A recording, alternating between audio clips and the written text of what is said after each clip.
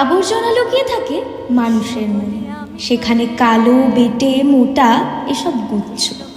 উপরে মেকিপনা দেখিয়ে নারীদের জীবনকে আসলেই 36-24-36 মোটা দড়িতে বেঁধে দিয়েছে এ সমাজ।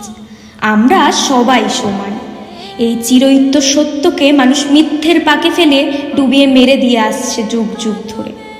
মোটা মেয়ে দেখলে আমরা তাকে সোশ্যাল মিডিয়ায় বাহবা দিই, ওহ মাই কিউটি। কিন্তু দেখেন, বাস্তবে তার কোনো প্রেমিকই নেই। তাকে নিয়ে গোপনে কত মানুষ খিল্লি করে।